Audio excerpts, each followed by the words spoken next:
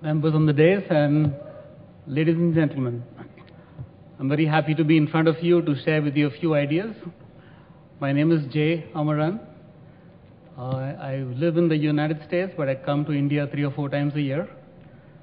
What I'm going to present is specific to life sciences, but you can easily apply this to any other area. What I'm going to share with you is the presentation on how we can collaborate with people in the United States in the areas that you are particularly interested in. I'm going to make a fairly strong statement here, and I think in my view, private industry should not be doing core research in India. It's too expensive. But we can do what is called applied research and monetizing that research globally. And that's what the software industry has done, and we have a lot to learn from that. So as a group, we have a goal. We identify 10 large projects which have high impact, and then we try and nurture these projects over a period of 10 years. And the intent is to see if we can make an impact with just this focus. Life sciences is a focus. One of my colleagues came up with this formula: work with people who provide the patent, add the India factor, and then take these ideas and technologies to patients. Okay. So what are we talking about? We engage in conversation with researchers like you and encourage you to think big. And can we co-create a roadmap, build competence, stay connected, be socially responsible? The idea is to create value. So how do you do this? Our first step is we engage with researcher, set up a buddy program, other people who can help you with this.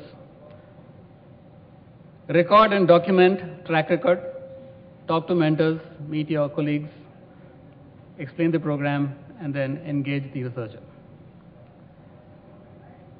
Part of the program is to also interact with the support system that you have, and then offer what's called the connected class model. Patenting is very important. I'm very happy to see a few patent lawyers here, and they should play a role in educating the research community in this area.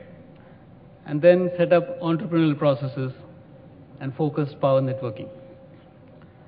The idea is, can we add value to the researcher by this process? And our goal, what we call as the promise, is to double the value of the research that you're doing through our network. Commercially, this is what we do. We present the framework, explain terms like net present value, discounted rates, and inflation. Share information through success stories. We have a few success stories to share with you. Identify drivers that will add value, review, and then, of course, involve the whole team. We have good connections in the banking industry. I have a strong background having worked in the World Bank for 9 years. And then very strong network with the Indian academician in the US. We request researchers to make 2 pledges. One is a commitment to world-class quality, and the other is a pledge to give back to other researchers who join the system later. And this is how we create researchers of tomorrow, help them reach very high standards, create a collaborative model with their US counterparts, and make it inclusive. We do have an annual conference. This year the conference is in December. And through a face-to-face interaction, we help the researchers in India network with the US investors, US researchers. I want to give you a simple case study, and by coincidence, one of the clients that we have called Model Biosystems, their rep is, or the former executive is here. Venki is somewhere in the audience. There he is, thank you. So this is a company which was very keen to take the Drosophila system that's been used for testing from Texas to India.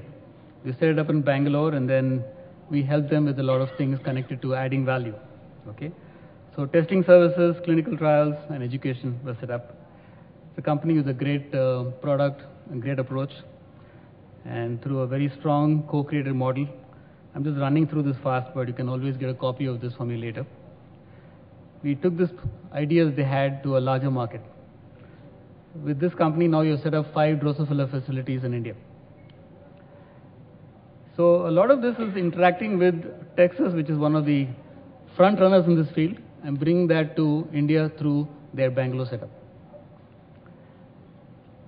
Just run through this, and then our goal is to take this company public in about 3 more years. So I want to take a minute here to share with you that there are many Indians in America who went from here in the 80s, and that includes me. And if you went to America in the 80s, you didn't get a job in mainstream America. So what do? You join the academic world. So there are about 8,100 people in this network called AEIOU. And these are people now who are in very senior positions.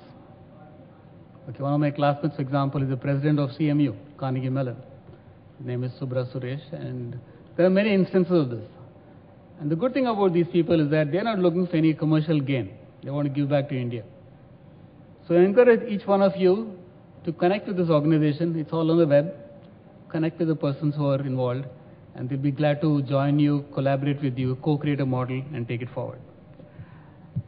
Quickly, there are 8,100 of them, and 3,600 agreed to be volunteers in this program. A large number are in computer science, and they're already collaborating with TCS, Wipro, and so on and so forth. The median age is 43 years. Together, they have taught over 9 million students and published a million papers. Over 40 years, they've added $10 trillion in value add, as they call it. So this is the reason why they're there. They're distributed over these 5 main states: California, New York, Massachusetts, Texas, and Illinois. They help you to dream big and make it happen. They build competence. They connect you with the publishing industry and the association industry. America is a big association industry. They help you with academics, business, consulting, and development. Dr. Subra Suresh is one example I just mentioned to you. C.K. Prahalad is no more, but he was a well-known management consultant. Many of you know him. He's a professor at Austin called Sridhar Seshadri, doing a lot of work with Wipro. Ravi Shankar, who set up iFlex and sold it to Oracle. Professor Khosla, head of computer science at CMU. And Raj Reddy, who set up this million book project. So I encourage you to collaborate with these people. They're very helpful, they're very useful. One of the methods they use is to connect you with associations, professional associations. Whichever association you are, or whichever profession you belong to, there's a relevant association. And this association, in turn, usually comes out of a monthly magazine and an annual conference. Okay, and it's subsidized for India through the efforts of AEIOU, so take advantage of this. And they basically help you to create national strategies and things related to that. One such thing is that Lockheed set up a wonderful machine called the Intrepid Bio. They plan to come to India at the Meyer Park. We are in negotiations with them. And this NGS machine is going to revolutionize NGS worldwide. They come with a product that's 1/10 the current competing product. So that's how it looks. And Meyer Group and Symphony in Pune is involved in this. Yeah.